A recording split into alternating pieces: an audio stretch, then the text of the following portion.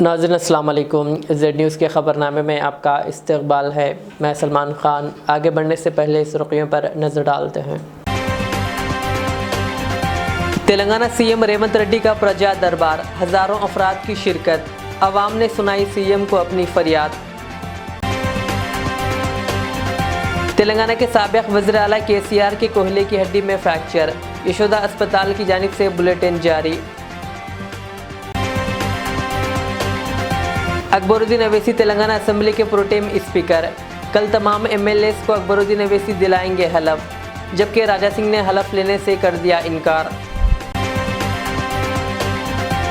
कल तेलंगाना में ख़वातीन के लिए फ्री बस सर्विस का आगाज़, हुकूमत का फैसला। मैं केसीआर की जल्द सेहतियाबी के लिए दुआ गो हूँ, रेवंत रेड्डी का ट्वीट। अब पेश है खबरों की तफसील।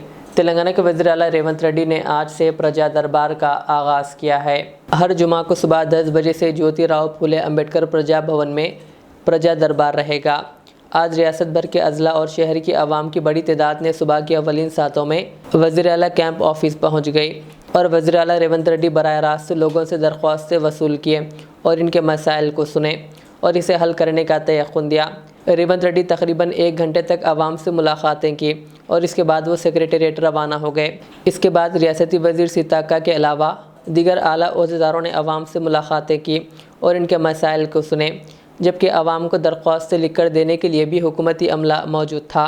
आज पहला दिन रहने की वजह से हज़ारों लोगों ने इस प्रजा दरबार में शिरकत की, जिसके सबब पुलिस को कंट्रोलिंग में कुछ मुश्किलात पेश आई और आवाम की कसीर तादाद होने की वजह से कई घंटों तक इन्हें लाइन में खड़े रहना पड़ा, जबकि कुछ लोगों ने नाराज़गी का भी इजहार किया। ज़राए का कहना है कि पहला दिन आज प्रजा दरबार रहने से और आवाम की कसीर तादाद शिरकत करने से मुश्किलात पेश आई। आइंदा इस सिलसिले में बेहतर इक़दामात की इत्तलात है, जबकि ख़ास बात यह है कि लाइन में खड़े अफराद में भी पानी के बॉटल्स तकसीम किए गए। बता दें कि इस प्रजा दरबार में तकरीबन मरीज़ों के अफराद ख़ानदान मरीज़ों के साथ इनके इलाज के लिए पहुँचे थे, जबकि वज़ीर आला रेवंत रेड्डी ने इनके मसाइल सुनने के बाद बेहतर इक़दामात का तयक़ुन दिया। अवाम के मुताबिक इस प्रजा दरबार से उन्हें एक उम्मीद नज़र आई कि कई सालों से ज़ेरे इल्तवा काम इनके अब मुकम्मिल होंगे।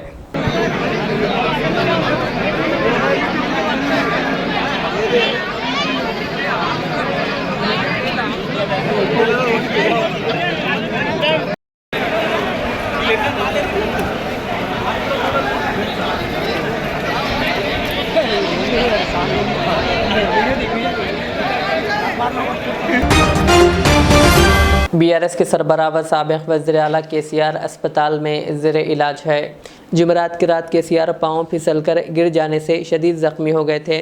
इन्हें फौरी तौर पर सोमाजीगुड़ा के यशोदा अस्पताल शरीक करवाया गया। डॉक्टरों ने मुआयने के बाद कहा कि केसीआर की कुल्हे की हड्डी टूट गई है। केसीआर को अब आईसीयू में रखा गया। डॉक्टरों ने कहा कि अब इनकी हालत मुस्तहकम है। उन्होंने कहा कि केसीआर की आज शाम कुल्हे की तब्दीली की सर्जरी की जाएगी। यशोदा अस्पताल के डॉक्टरों ने केसीआर की हालत सेहत पर हेल्थ बुलेटिन जारी किया है। उन्होंने कहा कि केसीआर के बाएं कुल्हे की हड्डी टूट गई है। उनका कहना है कि ऑपरेशन करके कुल्हे की हड्डी तब्दील की जाएगी। यशोदा के डॉक्टरों ने बुलेटिन में इंकिशाफ किया कि केसीआर को सेहतियाब होने में 6 से 8 हफ्ते लगेंगे। डॉक्टर्स ने कहा कि इस वक्त बीआरएस के सरबराह की सेहत पर माहिरीन नज़र रखे हुए हैं। वज़ीर आज़म मोदी ने भी केसीआर की सेहत के बारे में अफसोस का इजहार किया। सोशल मीडिया प्लेटफॉर्म एक्स पर मोदी ने कहा कि केसीआर की चोट के बारे में सुना तो बहुत दुख हुआ। उन्होंने कहा कि वो खुदा से दुआ करते हैं कि केसीआर जल्द से जल्द सेहतियाब हो जाएं। एमएलसी के कविता भी एक्स पर बीआरएस के सरबराह की सेहत के बारे में ट्वीट किया है। నిన్న కేసీఆర్ గారు బాత్రూంలో జారిపడి వారికి నొప్పి రావడం జరిగింది. సో బాగా నొప్పి వచ్చేటువంటి క్రమంలో కేసీఆర్ గారిని ఆసుపత్రికి తీసుకొచ్చాం. ఆసుపత్రిలో డాక్టర్లు సిటీ స్కాన్ అదేవిధంగా అన్ని రకాల పరీక్షలు చేసిన తర్వాత వారి యొక్క తుంటి ఎముక విరిగిందని, దాన్ని హిప్ రిప్లేస్మెంట్ ద్వారా సర్జరీ చేయాలని చెప్పి డాక్టర్లందరూ కూడా నిర్ణయించడం జరిగింది. అయితే ఈ సాయంత్రం డాక్టర్లు హిప్ రిప్లేస్మెంట్ చేయాలని చెప్పి నిర్ణయించారు. ఈ సాయంత్రం హిప్ రిప్లేస్మెంట్ సర్జరీ చేయడం జరుగుతూ ఉంది. మరి ఈ సందర్భంగా కేసీఆర్ గారి అభిమానులు, పార్టీ శ్రేణులు, నాయకులు ఎవరు కూడా ధైర్యం కోల్పోవద్దని, వారి ఆరోగ్యం మరి ఎప్పటికప్పుడు డాక్టర్లు సమీక్షిస్తూ ఉన్నారు. సో సాయంత్రం సర్జరీ జరిగిన తర్వాత మళ్ళీ ఆసుపత్రి వాళ్ళు బులెటిన్ కూడా ఇవ్వడం జరుగుతుంది. అయితే ఇన్ఫెక్షన్ వచ్చేటువంటి అవకాశం ఉంది కనుక డాక్టర్లు ఇక్కడికి ఎవరిని అనుమతించకూడదని చెప్పి డాక్టర్లందరూ కూడా చెప్తా ఉన్నారు. అందువల్ల పార్టీ శ్రేణులు, అభిమానులందరికీ మా విజ్ఞప్తి ఏంటంటే ఎవరు కూడా యశోద ఆసుపత్రికి ఇక్కడికి రావద్దని, ఎందుకంటే ఇక్కడ ఇన్ఫెక్షన్ వచ్చేటువంటి అవకాశం ఉంటుంది కనుక మీరందరూ కూడా దయచేసి వారి ఆరోగ్యం బాగు కావడానికి ప్రార్థించండి, పూజలు చేయండి, కానీ ఎవరు ఇక్కడికి రావద్దని చెప్పి కూడా విజ్ఞప్తి చేస్తూ ఉన్నాం. ఎప్పటికప్పుడు ఆసుపత్రి వాళ్ళు బులెటిన్ ఇవ్వడం జరుగుతుంది. వారి యొక్క ఆరోగ్య పరిస్థితిని ఉదయం సాయంత్రం డాక్టర్లు వారు ఎప్పటికప్పుడు బులెటిన్ రూపంలో మీకు తెలియజేయడం జరుగుతుంది. సో ఇప్పుడైతే వారి పరిస్థితి స్టేబుల్గా ఉంది. रियासत तेलंगाना में आरटीसी बसों में ख़वातीन की मुफ्त सफ़र की सहूलत पर 9 दिसंबर से अमल किया जाएगा। 9 दिसंबर को सोनिया गांधी की सालगिरह है। कल डॉक्टर BR अम्बेडकर सेक्रेटेरिएट में वज़ीर आला रेवंत रेड्डी की क़ियादत में काबीना का पहला इजलास मुनक़्क़िद हुआ।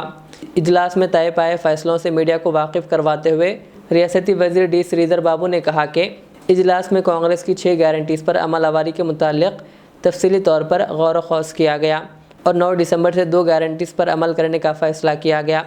9 दिसंबर से रियासत में ख़वातीन को आरटीसी बसों में मुफ्त सफ़र की सहूलत और राजीव आरोग्यश्री स्कीम के तहत इलाज कराने की हद को 5 लाख रुपये से बढ़ाकर 10 लाख रुपये कर दिया गया। वज़ीर आला रेवंत रेड्डी इन 2 गारंटीज़ पर अमलवारी के मुताल्लिक़ मुख्तलिफ़ महकमों के सरबराहान से आज मुशावरत की। श्रीधर बाबू ने कहा कि रेवंत रेड्डी ने ओहदेदारों को रियासत की मुआशी सूरत हाल से वाकिफ़ करवाने और इस सिलसिले में वाइट पेपर जारी करने की हिदायत दी है। 2014 से 2023 दिसंबर की 7 तारीख तक रियासत की आमदनी और अखराजात से मुताल्लिक़ वाइट पेपर तैयार करने की हिदायत दी गई है। श्रीधर बाबू ने कहा कि रेवंत रेड्डी ने ओहदेदारों को रियासत की मुआशी सूरत हाल से वाकिफ़ करवाने और इस सिलसिले में वाइट पेपर जारी करने की हिदायत दी है। 2014 से 2023 दिसंबर की 7 तारीख तक रियासत की आमदनी और अखराजात के मुताल्लिक़ वाइट पेपर तैयार करने की हिदायत दी गई है। वज़ीर आला रेवंत रेड्डी ने काबीना के इजलास के दौरान रियासत में बरक़ी की सूरत हाल पर तफसीली रिपोर्ट पेश करने की ओहदेदारों को हिदायत दी। इत्तलात के मुताबिक रेवंत रेड्डी ने कांग्रेस पार्टी के इंतखाबी वादे 6 गारंटीज़ पर अमल आवारी के लिए रियासत कर्नाटक का दौरा करते हुए मुताला करने की भी हिदायत दी। कर्नाटक में कांग्रेस हुकूमत की जानिब से 5 गारंटीज़ पर अमल किया जा रहा है। उन्होंने ओहदेदारों को अवाम के अमंगों और तवक्कुआत के मुताबिक काम करने का मशवरा दिया। उन्होंने कहा कि घरेलू सनती और ज़राई सेक्टर को हफ्ते के 24 घंटे बरक़ी सरबराही हुकूमत की अव्वलीन तरजीह रहेगी। उन्होंने आज महकमे बरक़ी के ओहदेदारों के साथ एक इजलास तलब किया और इन्हें हिदायत दी कि वो 2014 से रियासत में बरक़ी सूरत हाल पर रिपोर्ट पेश करें। आज जुमा को गुरोहा ज्योति स्कीम के बारे में एक जायज़ा इजलास तलब किया गया। इस स्कीम के तहत कांग्रेस ने घरेलू सारिफिन को फ़ीकस 200 यूनिट बरक़ी मुफ्त सरबराह करने का वादा किया है।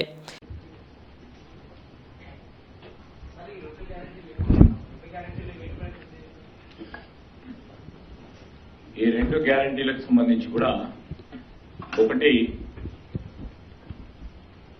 మహిళా సోదరుమణులకు యావత్ రాష్ట్రంలో ఉచిత బస్సు రవాణా సౌకర్యం ఒకటి. రెండవది రాజీవ్ ఆరోగ్యశ్రీ 10 లక్షల వరకు పెంపు. ఈ 2 పాలసీ నిర్ణయాలు కూడా సోనియా గాంధీ గారి జన్మదిన సందర్భంలో వీటిని మేము అమల్లోకి తీసుకొస్తాం.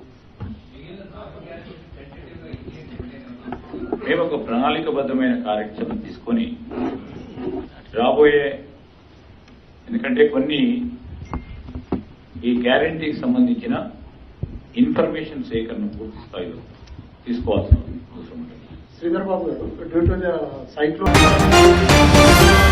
मजलिस इत्तेहादुल मुस्लिमीन के फ्लोर लीडर अकबरुद्दीन अवैसी जो 6 बार कानूनसाज असम्बली के लिए मुंतखब हुए हैं को तेलंगाना असम्बली का प्रोटेम स्पीकर मुकर्रर किया गया। वो कल हफ्ते को 9 मुंतखब MLAs को हलफ दिलाएंगे। तेलंगाना असम्बली का इजलास हफ्ते से शुरू होने वाला है। ये इजलास 4 रोज़ तक जारी रहेगा। नए स्पीकर के इंतखाब तक अकबरुद्दीन अवैसी प्रोटेम स्पीकर के तौर पर खिदमत अंजाम देंगे। बीआरएस से पोचाराम श्रीनिवास रेड्डी, दानम नागेंद्र और टी श्रीनिवास यादव के अलावा मजलिस से अकबरुद्दीन अवैसी और कांग्रेस से उत्तम कुमार रेड्डी और टी नागेश्वर भी सीनियरिटी में शामिल है। कांग्रेस के दोनों लीडरान ने वजीर के तौर पर हलफ लिया है। चुनाचे रेवंत रेड्डी हुकूमत ने प्रोटेम स्पीकर की हैसियत से अकबरुद्दीन अवैसी को मुंतखब किया है। अकबरुद्दीन अवैसी ने हुकूमत की दरख्वास्त कबूल कर ली है। तेलंगाना के वज़ीर आला रेवंत रेड्डी ने बीआरएस के सरबराह केसीआर के कोल्हे की हड्डी टूटने और अस्पताल में दाखिल होने पर रद्दअमल का इजहार किया। उन्होंने कहा कि वो केसीआर की जल्द सेहतियाबी की ख्वाहिश करते हैं। उन्होंने सेक्रेटरी सेहत को हिदायत दी कि वो केसीआर को बेहतर इलाज फराहम करें। रेवंत रेड्डी ने साबिक़ वज़ीर आला केसीआर की सेहत के बारे में मालूमात हासिल की। रेवंत रेड्डी ने सेक्रेटरी सेहत को हिदायत दी कि वो अस्पताल का दौरा करें और इस बात को यकीनी बनाएं कि इन्हें बेहतर तिब्बी खिदमात मिले और कहा कि वक्तन फ़ौक़्तन मुझे सूरत हाल की इत्तला दें। रेवंत रेड्डी ने कहा कि मैं केसीआर की जल्द सेहतियाबी के लिए दुआगो हूँ। इससे कबल हुकूमत ने अस्पताल के करीब सिक्योरिटी बढ़ा दी थी, जहाँ केसीआर ज़ेर इलाज हैं। वाज़ेह है कि केसीआर के बाएं कुल्हे की हड्डी टूट गई जब उनका पाँव फिसल गया और वह जुमेरात को अपने फार्म हाउस के बाथरूम में गिर गए। डॉक्टरों ने केसीआर की सेहत से मुताल्लिक़ एक बुलेटिन जारी किया। सीटी स्कैन के बाद डॉक्टरों ने मशवरा दिया कि बाएं कुल्हे की तब्दीली की ज़रूरत है। उन्होंने कहा कि केसीआर को सेहतियाबी के लिए 6 से 8 हफ्तों के आराम की ज़रूरत होती है। डॉक्टरों ने बताया कि आज शाम केसीआर की सर्जरी की जाएगी। फ़िलवक्त केसीआर की हालत मुस्तहकम है। हैदराबाद की गोशा महल के BJP MLA T Raja Singh ने कहा कि अकबरुद्दीन अवैसी को प्रोटेम स्पीकर मुकर्रर किया जाता तो इनके ज़रिए वो हलफ नहीं लेंगे। राजा सिंह ने कहा कि वो तेलंगाना असेंबली में मुकम्मिल स्पीकर के तकर्रुर के बाद ही हलफ लेंगे। राजा सिंह 2018 के इंतखाबात जीतने के बाद भी उस वक्त के मजलिस के प्रोटेम स्पीकर के ज़रिए ओहदे का हलफ नहीं लिया था। उस वक्त मजलिस के MLA Mumtaz Ahmed Khan protem speaker के तौर पर अरकान को हलफ दिलाया था। बाज़ादा मुस्तकिल स्पीकर के तौर पर पोचाराम श्रीनिवास रेड्डी के इंतखाब के बाद मलून राजा सिंह ने स्पीकर के चेंबर में हलफ लिया था। कासिम रिजवी की नाजायज औलाद अकबरुद्दीन ओवैसी कल तेलंगाना विधानसभा में प्रोटेम स्पीकर बनकर वो बैठेगा। कांग्रेस सरकार ने उसके लिए स्पेशली जियो निकाला है कि कल अकबरुद्दीन ओवैसी के समक्ष सभी लोग शपथ ग्रहण समारोह में सम्मिलित होंगे। ये राजा सिंह जब तक जिंदा है एमआईएम के सामने शपथ नहीं लेगा, अकबरुद्दीन के सामने शपथ नहीं लेगा। 2018 में भी मैंने यही एमआईएम के एक विधायक को प्रोटेम स्पीकर बनाकर बिठाया था। वो समय पर भी मैंने शपथ नहीं ली और आज भी मैं शपथ नहीं लूंगा। आज मैं कांग्रेस के मुख्यमंत्री रेवंत रेड्डी से पूछना चाहूंगा, क्या बीआरएस के मार्ग पर तुम चलना चाहते हो? क्या बीआरएस ने जब तेलंगाना राज्य में सरकार बनी बीआरएस की, तो उनकी कार की स्टीयरिंग एमआईएम के हाथ में देकर एक बहुत बड़ी गलती की थी। आज जहां सरकारी लाइन हो वहां पर इनका कब्जा है। आज तेलंगाना में रहकर हिंदुओं को मारने की बात करते हैं। क्या ऐसे व्यक्ति के सामने क्या हम शपथ ले सकेंगे?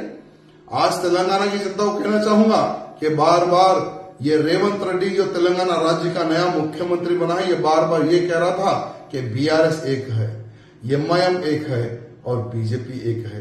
तो मैं आज कांग्रेस के वही मुख्यमंत्री से पूछना चाहूंगा कि आज तुम बताओ कि तुम्हारा और एमआईएम का क्या रिश्ता है।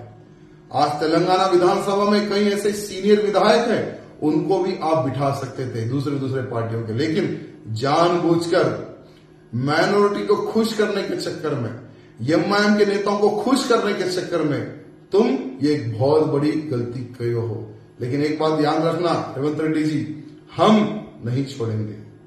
हम जब तक तेलंगाना में भारतीय जनता पार्टी की सरकार नहीं लाते हैं तब तक हम तुम्हें नहीं छोड़ेंगे। और कल किसी भी हालत में भारतीय जनता पार्टी का कोई भी विधायक अकबरुद्दीन के सामने शपथ ग्रहण समारोह में सम्मिलित नहीं होगा। हम दूसरे दिन जो तेलंगाना राज्य का जो नया स्पीकर आएगा, हम उसके सामने शपथ ग्रहण समारोह। याकुतपुरा हल्के के मजलिसी रुकन असम्बली जाफर हुसैन मेराद ने कहा कि वो याकुतपुरा हल्के में हर जुमा को किसी एक मस्जिद में नमाज अदा करेंगे और आवाम से मुलाकात करते हुए इनके मसाइल को जानने की कोशिश करेंगे। उन्होंने आज अपने मोबाइल नंबर्स भी शेयर किए और कहा कि जो भी मसाइल है इन्हें कॉल करके भी बोल सकते हैं। 3 दिसंबर को मुंतखब होने के बाद ये पहला जुमा था। जैसा कि मैंने आवाम को वादा किया था, मेरा मामूल भी यही रहा कि नामपल्ली असम्बली कॉन्स्टिट्यूंसी में मैं हर जुमा एक मस्जिद में नमाज अदा करता था और वहाँ के आवाम के मसाइल क्या है सुना करता था। न सिर्फ मस्जिद में बल्कि अतराफ अकनाम का दौरा भी करता था। उसी मामूल के हिसाब से मैं याकूतपुरा असम्बली कॉन्स्टिट्यूंसी में आज मेरा पहला जुमा मस्जिद खुबा तालाब कट्टे में अदा हुआ है। ये अल्लाह का करम है। मैं तमाम आवाम को ये कहना चाहता हूँ, मेरे जो रोज़ की रूटीन रहेगी, सुबह 11 बजे से 2 बजे तक मेरी पार्टी ऑफिस दारुस्सलाम में मैं दस्तयाब रहूँगा। जिस किसी को भी कोई भी अगर मसाइल रहेंगे तो इंशाअल्लाह ताला आप दारुस्सलाम को आ सकते हैं और अपने मसाइल बोल के उसको हल करा सकते हैं। उसके अलावा मैंने जैसा वादा किया था, हर जुमा एक दिन पहले मैंने ऐलान करूँगा याकूतपुरे की कोई एक मस्जिद के अंदर, वहाँ पर आऊँगा, वहाँ की आवाम से मुलाकात करूँगा और वहाँ पे मसाइल सुनूँगा और हल करूँगा। इसके अलावा मैं हल्के के अंदर हमेशा घूमता रहूँगा, दस्तयाब रहूँगा और हल्के के मसाइल से वक़्फ़ियत हासिल करके उसको पूरा करूँगा। ये सब मेन मकसद ये है कि आवाम के दरमियान में जिस तरीक़े से काम होना चाहिए उस काम को पूरा करना है। इसके और भी ये है कि अगर कोई हजरत अपनी मसरूफियत की तरफ से दारुस्सलाम नहीं आ सके या जुमा में नहीं मिल सके या मुझसे मुलाकात नहीं हुई तो मैं अपना नंबर आप लोग को शेयर करना चाहता हूँ। मेरे नंबर बड़ा मेहरबानी आप लोग नोट करिए। इंशाअल्लाह ताला जो भी मसाइल रहेंगे उसको नोट किया जाएगा और उसको हल किया जाएगा। मेरा नंबर है 9963741786। एक और नंबर मेरे पास है 9848032321। मैं फिर एक मरतबा रिपीट कर रहा हूँ 9963741786 और एक नंबर है 9848032321। इंशाअल्लाह ताला आपका खादिम हमेशा आपके दरमियान में रहेगा और आपके मसाइल को हल करेगा। और जैसा कि अभी यहाँ पर मस्जिद के अंदर अतराफ व अकनाफ के कुछ कंप्लेंट्स है, मैं इंशाअल्लाह ताला अभी दौरा करके वो कंप्लेंट्स को नोट करूँगा और जल्द से जल्द हल करने की पूरी कोशिश करूँगा। मेरे नज़र में जो भी कंप्लेंट्स ये 2 दिन से आ रहे हैं, तकरीबन उस कंप्लेंट को मैं पूरा कर रहा हूँ और जो काम सैंक्शन है उसको स्टार्ट करवा रहा हूँ। जो काम सैंक्शन होना है उसको इंशाअल्लाह ताला बहुत जल्दी मंजूरी लेके वो काम को भी चालू किया जाएगा। मैं फिर एक मरतबा तमाम हजरात का शुक्रिया अदा करना चाहता हूँ और अल्लाह के फजल व करम से मैं तमाम याकूतपुरे के अवाम से यही कहना चाहता हूँ, आपका खादिम हमेशा आपके दरमियान में रहेगा। बहुत बहुत शुक्रिया। Telangana state road transport corporation की जानिब से बसों में ख़वातीन के मुफ्त सफ़र की सहूलत के लिए रहनुमाना खतूत जारी कर दिए गए। आरटीसी के मैनेजिंग डायरेक्टर वीसी सज्जनार ने आज प्रेस कॉन्फ्रेंस से खिताब करते हुए बताया कि किसी भी उम्र की लड़कियां, ख़वातीन और बुज़ुर्ग ख़वातीन बस में कहीं भी सफ़र कर सकती है। इनके पास कोई भी एक शनाख्ती कार्ड होना चाहिए, जैसे कि Aadhaar, voter ID, driving licence, PAN card या पासपोर्ट वगैरह। कोई भी एक बताना काफ़ी होगा और वो रियासत में कहीं भी सफ़र कर सकती है। सफ़र की कोई हद मुकर्रर नहीं है।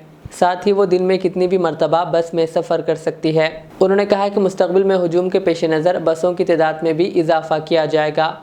ख़वातीन के लिए पल्ले वेलुगु एक्सप्रेस, सिटी आर्डनरी और मेट्रो एक्सप्रेस बसों में मुफ्त सफ़र की सहूलत फराहम रहेगी। आखिर में सुर्खियाँ और एक बार। तेलंगाना सीएम रेवंत रेड्डी का प्रजा दरबार, हज़ारों अफराद की शिरकत। अवाम ने सुनाई सीएम को अपनी फरियाद। तेलंगाना के साबिक़ वज़ीर आला केसीआर की कोहले की हड्डी में फ्रैक्चर, यशोदा अस्पताल की जानिब से बुलेटिन जारी। अकबरुद्दीन अवैसी तेलंगाना असेंबली के प्रोटेम स्पीकर। कल तमाम एमएलएस को अकबरुद्दीन अवैसी दिलाएंगे हलफ, जबकि राजा सिंह ने हलफ लेने से कर दिया इनकार। कल तेलंगाना में ख़वातीन के लिए फ्री बस सर्विस का आगाज़, हुकूमत का फैसला। मैं केसीआर की जल्द सेहतियाबी के लिए दुआ गो हूँ, रेवंत रेड्डी का ट्वीट। ये थी आज की दिन भर की हमारी खबरें। मुझे इजाज़त दीजिए। हमारे रिजल्ट चैनल को यूट्यूब पर सब्सक्राइब, फेसबुक पर लाइक शेयर ज़रूर करें। अल्लाह हाफिज़।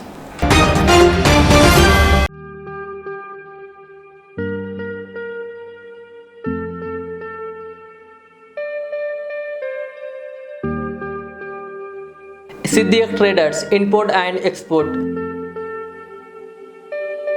जहां सऊदी, दुबई, सिंगापुर, मलेशिया व दीगर ममालिक के मुख्तलिफ अक़साम के मलबूसात, बुर्क़े, अतर, अरबा चप्पल, तैबन का मजमुआ दस्तयाब है। मियारी और आला अक़साम की अशियाए ज़रूरिया, जैतून का तेल, ड्राई फ्रूट्स व दीगर इम्पोर्टेड सामान के लिए अभी चले आएँ। सिद्दीक ट्रेडर्स, मुस्तफ़ा नगर, फलकनुमा, हैदराबाद। हमसे रब्ता करें 9951385112।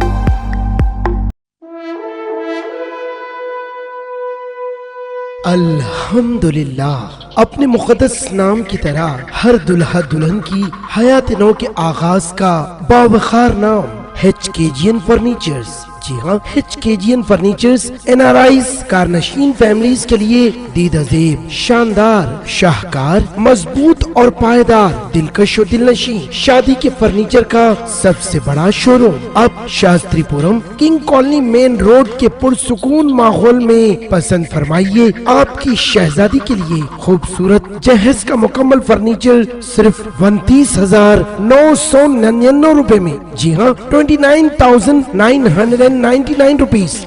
जी हाँ, फख्र हिंदुस्तान सदर मोहतरम बैरिस्टर असदुद्दीन अवैसी साहब के मकान के बिल्कुल करीब आपका अपना HKGN फर्नीचर्स।